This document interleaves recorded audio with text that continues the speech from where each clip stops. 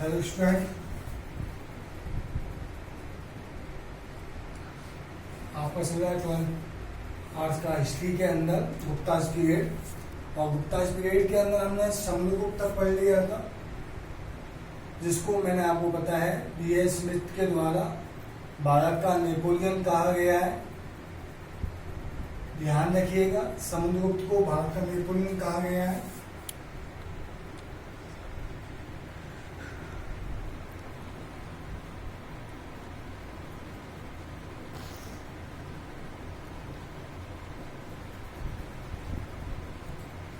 Competition exam में भी पूछा जाता रहता है। स्मिथ ने कहा ये वर्ड को, ध्यान रखिएगा। समुद्रगुप्त के शासन के बाद में गुप्त साम्राज्य का सबसे प्रतापी शासक समुद्रगुप्त के बाद भी एक महान शासक था, जिसका नाम मिलता है हमको चंद्रगुप्त द्वितीय।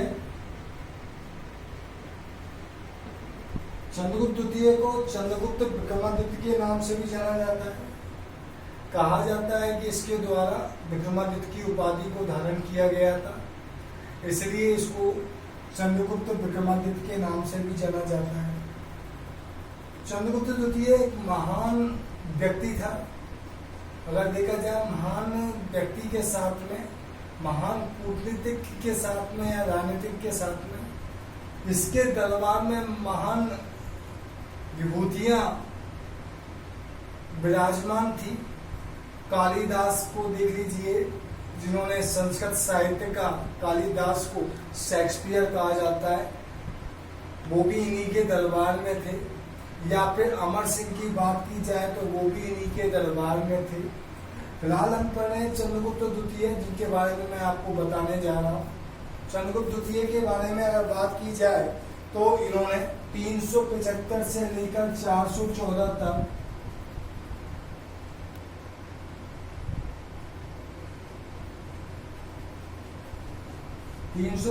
से लेकर 414 तक इन्होंने शासन किया है। यह सर्वाधिक महान शक्तिशाली शासक के रूप में इनको जाना जाता है। इस व्यक्ति के द्वारा जब ये शासन किया गया, बड़ा वीरोचित शासक था, गुणों का महान शासक था, गुणों प्रधान शासक था। साथ में अगर बात की जाए तो चंद्रगुप्त ने अपनी पुत्री प्रभावती गुप्त का विवाह वाटाकर नरेश रुद्रदामन के साथ में कर दिया।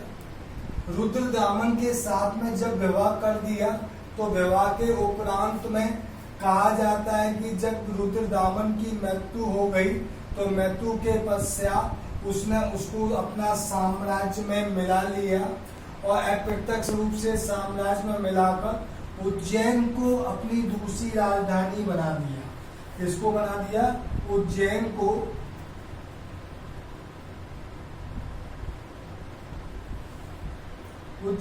अपनी दूसरी राजधानी के रूप में बना दिया है। बनाने के पश्चात में चंद्रगुप्त ने इसके पश्चात में अपने कूटनीतिक का जो उसका हमको एग्जाम्पल मिलता है, तो इसने चंद्रगुप्त द्वितीय ने सामान्यतः कहा जाता है कि इसने नागवंश की राजकुमारी, इसके वैवाहिक संबंधों में बात की जाए तो सबसे पहले बात की जाए तो उसने नागवंश की राजकुमारी कुबेर नागा और कादम वंश की राजकुमारी से स्वयं विवाह किया था। इससे नागवंश की राजकुमारी कुबेर नागा के साथ में, ठीक है। दूसरा विवाह किया है कादम वंश की राजकुमारी के साथ में, खुद ने विवाह किया है। ध्यान रखिएगा, पहला वैवाहिक संबंधों के आधार पर इसने अगर देखा जाए, वैवाहिक संबंध के आधार पर अपनी स्थिति को सुदृढ़ किया है। तो वैवाहिक संबंध के आधार पर अपनी स्थिति को सुदृढ़ करता है चंद्रगुप्त। तो सबसे पहले नागवंश की राजकुमारी कुबेर नागा के साथ में विवाह करता है, कदम वंश की राजकुमारी के साथ में विवाह करता है। फिर उसके पश्चात रुद्रदामन से अपनी पुत्री प्रभावती गुप्त का विवाह करता है। जब रुद्रदामन की मृत्यु हो जाती है तो मृत्यु के कुछ समय पश्चात में यह इसके राज्य को अपने राज्य में अप्रत्यक्ष रूप से मिला लेता है और मिलाने के पश्चात में आगे सुनिएगा और उसमें उसकी राजधानी उज्जैन बना देता है। चंद्रगुप्त के दरबार में महान साहित्यकार कालिदास इतिहास के अंदर महान साहित्यकारों के अंदर बताया जाता है। कालिदास को भारत का शेक्सपियर के नाम से भी जाना जाता है। कालिदास के द्वारा संस्कृत भाषा के महानतम ग्रंथों की रचना की गई, जिनके अंदर मेघदूत, कुमार सम्भव, विक्रमो उर्वशी, अभिज्ञानम शकुंतलम, ऋतुसंहार जैसे महान ग्रंथों की रचना की गई। ध्यान रखिएगा यह कालिदास के ग्रंथ है। अमर सिंह दूसरे जो शासक का नाम मिलता है, वो विद्वान का नाम मिलता है, वो है अमर सिंह। दोनों चंद्रगुप्त द्वितीय के दरबार में रहा करते थे और दरबार की शोभा को बढ़ाया करते थे। महान साहित्यकार थे। इनको अगर कहा जाए तो गुणी विद्वान कहा जा सकता है। वो इनके दरबार में रहा करते थे, जिसके बारे में हमको विशेष जानकारी हमको प्राप्त होती है। दूसरी चीज के बारे में बात की जाए तो कहा जाता है कि इसने अपने साम्राज्य की सीमाओं को चारों ओर बढ़ा लिया था। लेकिन आपको मैं एक चीज बताना भूल गया। चीनी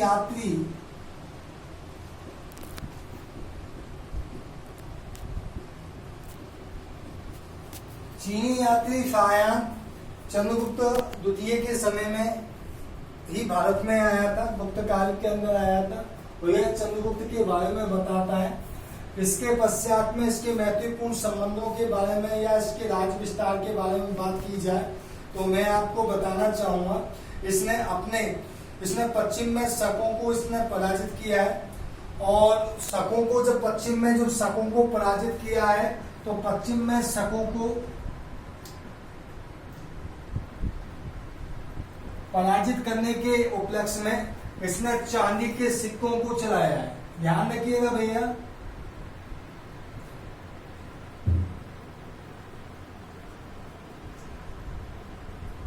चांदी के सिक्कों को चलाया है, ध्यान रखिएगा। विशेष तौर से आप लोग अगर भूल जाएं, अगर दिक्कत आ रही है, कोई भी टॉपिक में दिक्कत आ रही है, आप मेरे से कंसल्ट कर सकते हैं। मेरे कॉन्टेक्ट नंबर पे आप मेरे से पूछ सकते हैं। आपको दोबारा से ध्यान से रखिएगा। मैं एक बार फिर दोबारा से बोल देता हूँ। चंद्रगुप्त द्वितीय गुप्त साम्राज्य का महानतम शासक। चंद्रगुप्त द्वितीय को चंद्रगुप्त विक्रमादित्य के नाम से जाना जाता है। इन्होंने 375 से लेकर 414 ईस्वी तक शासन किया है। वैवाहिक संबंधों के माध्यम से अपने राज्य को अगर सुदृढ़ किया हो तो इन्होंने सबसे पहले नागवंश की राजकुमारी कुबेरनागा के साथ में विवाह किया है। विवाह करने के पश्चात में दूसरा विवाह इन्होंने कादम्ब वंश की राजकुमारी के साथ में विवाह किया है उज्जैन। उसके बाद में अपनी पुत्री प्रभावती गुप्त का विवाह रुद्रदामन के साथ में कर दिया। कहा जाता है रुद्रदामन की मृत्यु के पश्चात में इसने अप्रत्यक्ष रूप से इसको अपने राज्य में मिला लिया और उज्जैन को अपने साम्राज्य की दूसरी राजधानी बना दिया। चीनी यात्री फायान इसके दरबार में ही रहता था। ध्यान रखिएगा, चीनी यात्री फायान इसके दरबार में आया था, इसी टाइम में आया था गुप्त काल में। कालिदास जिसके द्वारा महान संस्कृत साहित्य का सृजन किया गया है वो भी इसी के दरबार में थे, जिनके द्वारा अभिज्ञानम शकुंतलम के बाद में ऋतुसंहार मेघदूत, अभिज्ञानम शकुंतलम, ऋतुसंहार, मेघदूत, कुमार सम्भव, विक्रम और उर्वशी जैसे महान साहित्यों की रचना की गई और ग्रंथों की रचना की। अमर सिंह इनके शासन काल में राज कर रहा था। कहा जाता है कि पश्चिम के अंदर पश्चिमी शकों को इसने पराजित किया था। पराजित करने के कारण इसने जब पश्चिमी शकों को पराजित कर दिया तो चांदी के सिक्कों को इसके द्वारा चलाया गया। ये यहाँ तक की बात होती है। फिर उसके बाद में अगर बात की जाए उसके पश्चात इसने गुजरात, मालवा, काठियावाड़ भी गुप्त साम्राज्य का अंग बना लिया। सक्रियता को देखते हुए इसके पश्चिमी राज्यों को इसने अपने अंदर विलीन कर लिया। इसके बारे में हमको जानकारी मेहरौली मेहरौली दिल्ली के अंदर जो लोएस्ट मेहरौली का जो लेक है उससे हमको इसके बारे में हमको जानकारी प्राप्त होती है। ध्यान रखिएगा, मेहरौली का जो लेक है उससे भी हमको इसके बारे में हमको जानकारी प्राप्त होती है, इसने किस तरीके से अपने साम्राज्य को आगे बढ़ाया। दूसरी चीज अगर बात की जाए तो हम कह सकते हैं इसने पश्चिमी बैक्ट्रिया तथा पूर्व में बंगाल में भी अपनी सत्ता को स्थापित कर लिया।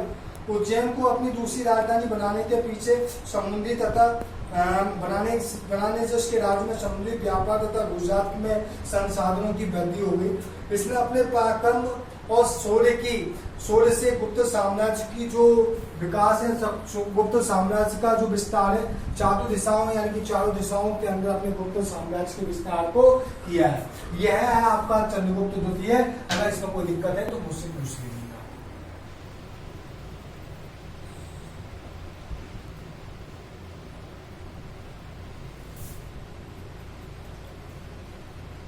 इसके बाद में कुमारगुप्त आता है। कुमारगुप्त ने 415 से 455 ईस्वी तक शासन किया, महानतम शासक था।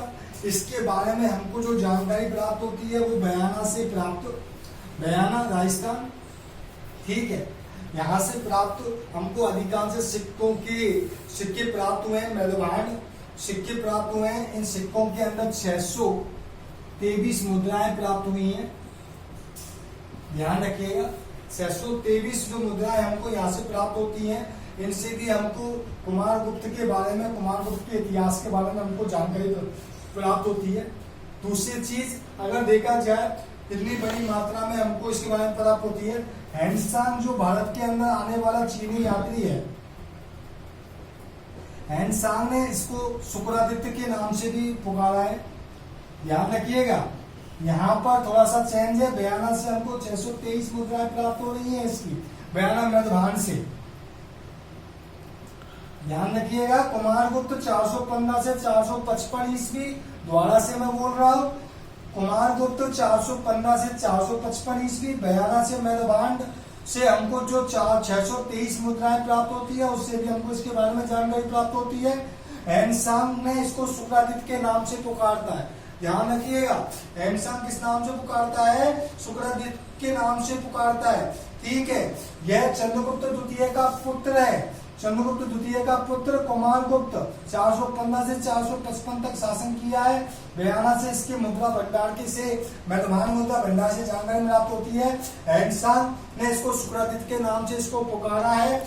उसके पश्चात में अगर देखा जाए, कुमारगुप्त को अपने शासन के अंतिम समय में पुष्यमित्र जातियों के विद्रोह का सामना करना पड़ा। इसके बारे में हमको जानकारी जो प्राप्त होती है, स्कंदगुप्त के भीतरी गांव ले इसके समय में अगर देखा जाए, पुष्यमित्र जो जातियां थी उनके द्वारा क्या किया गया था? आक्रमण किया गया था, जिसके बारे में हमको जानकारी प्राप्त होती है। उसके पश्चात में अगर देखा जाए, इसके काल की सबसे महत्वपूर्ण जो घटना है, नालंदा विश्वविद्यालय की स्थापना है।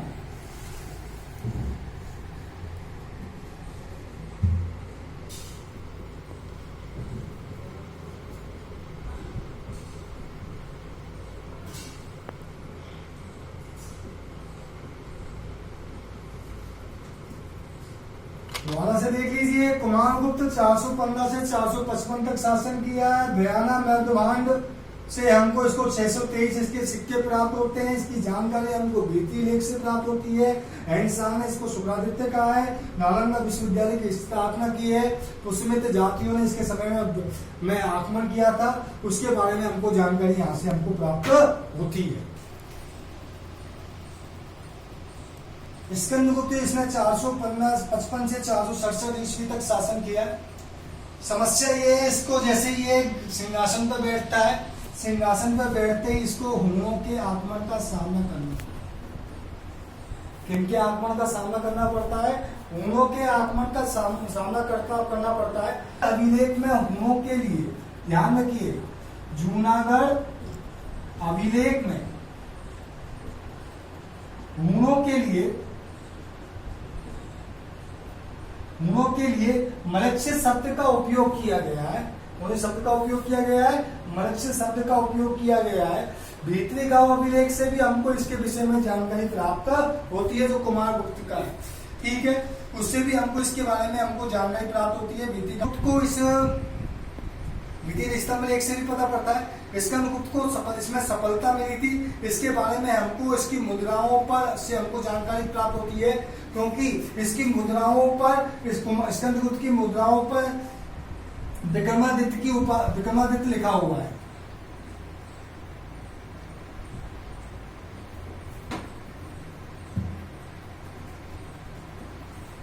क्या लिखा हुआ है? विक्रमादित्य लिखा हुआ है, जिससे हमको इसके बारे में भी हमको जानकारी प्राप्त होती है। ध्यान रखिएगा, इसकी मुद्राओं पर क्या लिखा हुआ है? विक्रमादित्य लिखा हुआ है, जिससे हमको इसके बारे में हमको जानकारी हमको प्राप्त होती है, ठीक है। इसके पास में स्कंदगुप्त ने सौराष्ट्र प्रांत में पर्णदत्त को गवर्नर के रूप में नियुक्त किया है। सौराष्ट्र किसे कहते थे पहले? गुजरात और मुंबई दोनों का मिला हुआ क्षेत्र था, उसको किस नाम से जाना जाता था? सौराष्ट्र के नाम से जाना जाता था। सौराष्ट्र के अंदर इसने पर्णदत्त को क्या बनाया? अपना गवर्नर के रूप में नियुक्त किया है। किसने नियुक्त किया है? स्कंदगुप्त ने नियुक्त किया है पर्णदत्त को। और सुदर्शन झील के पुनर्निर्माण, कौन सी झील है? सुदर्शन झील है, इसके पुनर्निर्माण का कार्य पर्णदत्त के पुत्र चक्रपालित, ध्यान रखिएगा, पर्णदत्त के पुत्र चक्रपालित को दिया है। यहाँ मैं दोबारा से बोल रहा हूँ, ऊनों के आक्रमण, जूनागढ़ अभिलेख में ऊनों के बारे में बताया गया मलेशिया। भीतरी स्तंभ लेख से हमको जानकारी प्राप्त होती है। विक्रमादित्य की इसने उपाधि ध्यान की थी, इससे पता पड़ता है कि इसने ऊनों का विजय प्राप्त की होगी। इसके समय में सौराष्ट्र, दोबारा से बोल रहा हूँ, गुजरात और महाराष्ट्र दोनों के मिश्रित मिले हुए प्रदेश को पहले सौराष्ट्र के नाम से जाना जाता था। मैं पर्णदत्त इनको अपना वहां का गवर्नर बनाया है। उसके पुत्र चक्रपालित को उसने सुदर्शन जो झील है उसकी पुनर्मरम्मत के लिए उसने क्या कहा है? पुनर्मरम्मत करने के लिए उसको नियुक्त किया है। और साथ में इसके झील के किनारे पर एक मंदिर का निर्माण करवाया है, जिसको विष्णु मंदिर के नाम से जाना जाता है।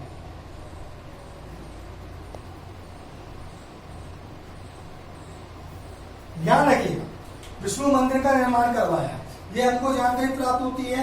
इसके पश्चात में स्कंदगुप्त के भीतरी स्तंभ लेख, जूनागढ़ लेख और चंद्रगुप्त परिप्रेक्ष्य आदि अभिलेखों एवं साहित्यिक स्रोतों से हूणों के आगमन का एक और उनके आगमन एवं स्कंदगुप्त द्वारा उनको पराजित करने का उल्लेख मिलता है। संभवतः उसने उसके सीमावर्ती क्षेत्रों में उसको क्या करा होगा? परास्त किया होगा।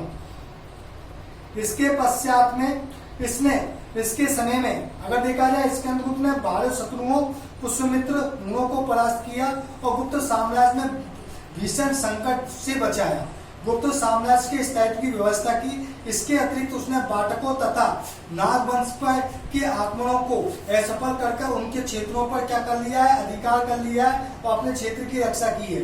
अपने राज्य को अक्षुण तथा सुदृढ़ बनाने का इसके द्वारा प्रयास किया गया है। अपने साम्राज्य को विकसित का विस्तार किया गया है। विघटन की प्रक्रियाओं पर रोक लगाई गई है। यह अपने शौर्य का जीवंत प्रमाण मिलता है। इसके पश्चात में कहा जाए तो हम कह सकते हैं यह एक उदार प्रजावत्सल एक महान शासक था, जिसने अपने साम्राज्य को बनाए रखने का प्रयास किया। लेकिन स्कंदगुप्त के पश्चात में यह साम्राज्य धीरे धीरे विघटन की ओर आगे चलता हुआ चला गया और धीरे धीरे विभाजित हो गया। अब देखिए, एक पॉइंट आता है हमारा महत्वपूर्ण, जो पॉइंट आता है सुदर्शन झील। कौन सा आता है? सुदर्शन झील आता है। सुदर्शन झील जैसे कि आपको मालूम है, आपके लिए इंपोर्टेंट भी है, क्वेश्चन भी है, पूछा जाता रहता है, बहुत से बच्चे कंफ्यूज रहते हैं। एक बार मैं दोबारा से बता दूं, सुदर्शन झील का जो निर्माण है के बारे में हमको जानकारी जो प्राप्त होती है जूनागढ़ अभिलेख से प्राप्त होती है। जूनागढ़ अभिलेख से पता चलता है कि रुद्रदामन ने, चंद्रगुप्त मौर्य ने सौराष्ट्र रुद्रदामन के जूनागढ़ अभिलेख से हमको इसके बारे में जानकारी प्राप्त होती है। चंद्रगुप्त मौर्य ने, ध्यान रखिएगा,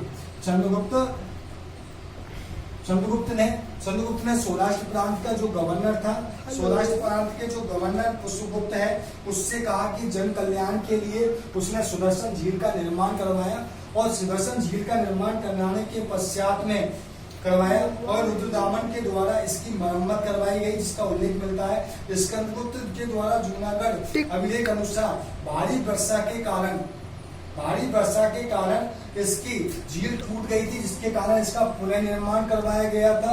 फलस्वरूप में यह राज्यपाल उसने सौराष्ट्र के राज्यपाल परदत्त के पुत्र एवं गिरिनार के शासक चक्रपालित ने इसको करवाया। सुदर्शन झील प्राचीन भारत में शासकों के जल प्रबंध का एक उत्कृष्ट हमको उदाहरण प्राप्त होता है। तो आज देख लीजिए, सुदर्शन झील का निर्माण रुद्रदामन के समय में हुआ था। इस जो प्रजा वत्सल कार्य के लिए चंद्रगुप्त ने बिना रुद्रदामन के जूनागढ़ अभिलेख से हमको विदित होता है कि सुदर्शन झील का निर्माण चंद्रगुप्त के समय में वहाँ सौराष्ट्र प्रांत के गवर्नर पुष्यगुप्त के द्वारा जन कल्याण के लिए इसका निर्माण करवाया गया था, जिसके अंदर प्रजा के ऊपर कोई अतिरिक्त कर नहीं लगवाया गया। इसके पश्चात जब ये क्षतिग्रस्त हो गई तो इसका पुनर्निर्माण जो है वो कब हुआ है? इसका पुनर्निर्माण रुद्रदामन ने इसका पुनर्निर्माण का उल्लेख करता है और इसका पुनर्निर्माण करवाया है। ठीक है, निर्माण के बाद इसका स्कंदगुप्त के समय में भारी वर्षा से इसका बांध टूट गया था।